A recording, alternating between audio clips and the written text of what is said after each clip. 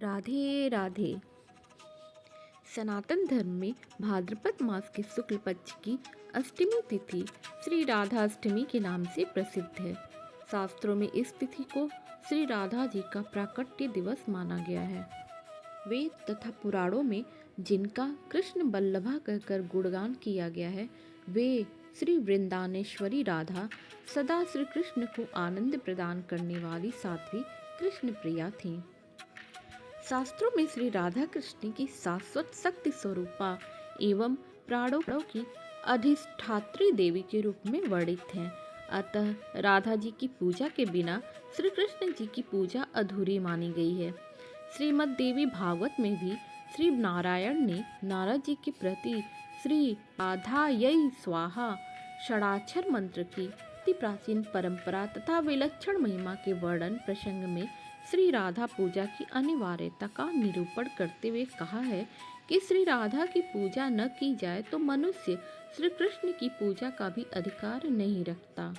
श्री राधा भगवान श्री कृष्ण के प्राणों की अधिष्ठात्री देवी हैं, इसलिए भगवान इनके अधीन रहते हैं। यह संपूर्ण कामनाओं का साधन करती हैं, इसी कारण इन्हें श्री राधा कहा गया है। राधा अष्टमी की कथा। धार्मिक ग्रंथों में वर्णित राधा रानी की कथा के अनुसार एक बार नारद जी भगवान सदाशिव के पास पहुँचे और प्रणाम करके पूछा, हे भगवान, मैं आपका दास हूँ, मेरी एक जिज्ञासा है, कृपया उसे शांत कर दीजिए। श्री राधा देवी लक्ष्मी है या देव पत्नी, महालक्ष्मी है या सरस्वती, क्या वे अंतरंग विद्या है या वैष्णवी प्रकृति की है, वे वेद कन्या है या देव कन्या है या मुनि कन्या है। इस पर सदाशिव बोले, हे मुनिवर, अन्य किसी लक्ष्मी की बात क्या कहें, कोटि कोटि महालक्ष्मी भी राधा जी के चरण कमल की शोभा के सामने तुच्छ हैं। हे नारद जी, मैं तो श्री राधा के रूप, लावण्य और गुण आदि का वर्णन करने में खुद को असमर्थ पाता हूँ। तीनों लोकों में कोई भी ऐसा समर्थ नहीं है जो उनके रूप आदि का वर्णन करके पार पा सके। उनकी रूप माधुरी जगत को मोहने वाले कृष्ण को भी मोहित करने वाली हैं। यदि अनंत मुँह से चाहूँ तो भी उनका वर्णन करने की मुझ में क्षमता नहीं है। नारद जी बोले, हे प्रभु, श्री राधिका जी के जन्म का महात्म्य सब प्रकार से श्रेष्ठ है, मैं उसको सुनना चाहता हूँ। हे भगवान, सब व्रतों में श्रेष्ठ श्री राधा अष्टमी व्रत के बारे में मुझे बताइए। इस पर शिव जी ने बताया कि वृषभानुपुरी के राजा वृषभानु महान उदार थे। वे महान कुल में उत्पन्न हुए और सब शास्त्रों के ज्ञाता थे। अणिमा, महिमा आदि 8 प्रकार की सिद्धियों से युक्त श्रीमान, धनी और उदार चेता थे। वे संयमी, कुलीन, सद्विचार वाले भगवान श्री कृष्ण के आराधक थे।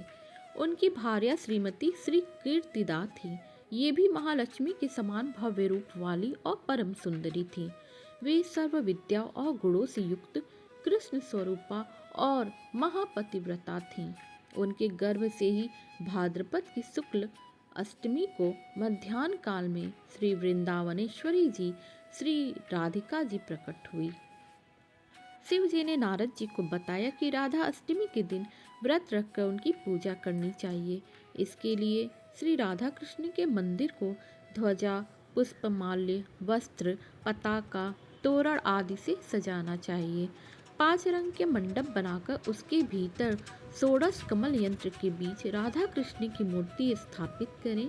इसके बाद राधा जी की स्तुति और ध्यान करें और उन्हें सुगंध, पुष्प, फल, धूप आदि अर्पित करें।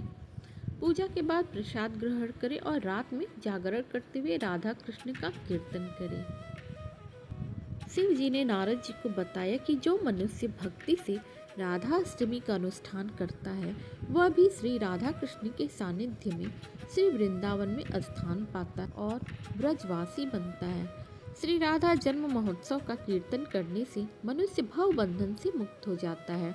जो व्यक्ति राधा नाम और राधा जन्माष्टमी व्रत की महिमा गाता है, उसे सभी तीर्थों का फल और विद्या मिलती है।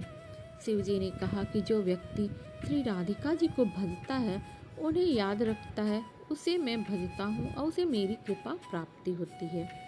राधा राम स्मरण निष्फल नहीं होता। श्री राधा जी सर्वतीर्थमयी और ऐश्वर्यमयी हैं। श्री राधा भक्त के घर से कभी लक्ष्मी विमुख नहीं होती। जो राधा का ध्यान करते हैं उसके घर श्री राधा जी के साथ श्री कृष्ण निवास करते हैं। यह सब सुनकर मुनि श्रेष्ठ नारद जी ने श्री राधा अष्टमी में पूजन अर्चन किया।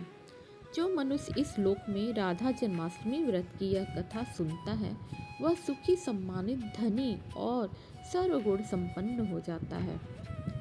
भगवान शिव जी के अनुसार जो व्यक्ति धर्म के लिए राधा मंत्र जपता है उसका मन धर्म में तल्लीन होता है। जो धन चाहता है उसे धन मिलता है और जो कामार्थी या मोक्षार्थी है उसे ये चीज़ें प्राप्त होती हैं। श्री राधा की भक्ति करने वाला सुखी, विवेकी और निष्काम हो जाता है।